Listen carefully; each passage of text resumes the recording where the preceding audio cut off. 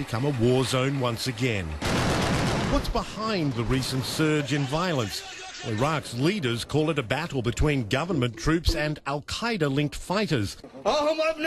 Others say it's not that simple, pointing to an ongoing and growing discontent among Iraq's Sunni minority. For decades under Saddam Hussein's regime, the country's Sunnis held most of Iraq's political power.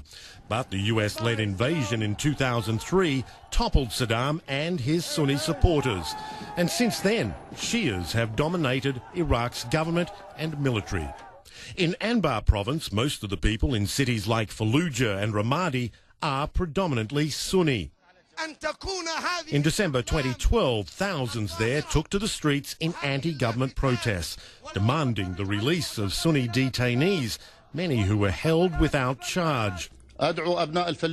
Analysts say Iraq's Prime Minister Nouri al-Maliki, who is Shia, has failed to address Sunni concerns, pushed them away politically and consolidated power around himself.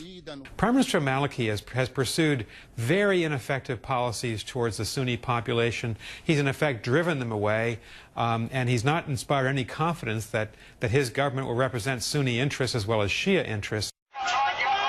Last April, security forces launched a deadly crackdown on a Sunni protest in northern Iraq, triggering a wave of sectarian violence and helping propel last year's death toll to levels not seen since 2008. Last week, clashes erupted again after government troops moved in to take down another Sunni protest camp in Anbar province. Adding to the chaos, Iraq's al-Qaeda branch is trying to exploit Sunni anger by bringing them on board to fight the government.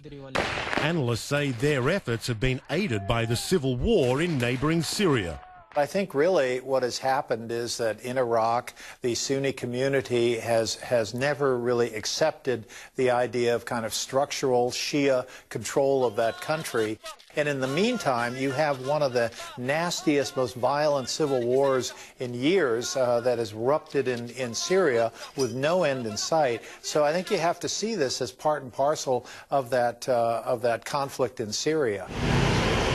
The concern now, can Iraq's government hold the country together in the face of growing Sunni unrest and a rising insurgency? Michael Holmes, CNN.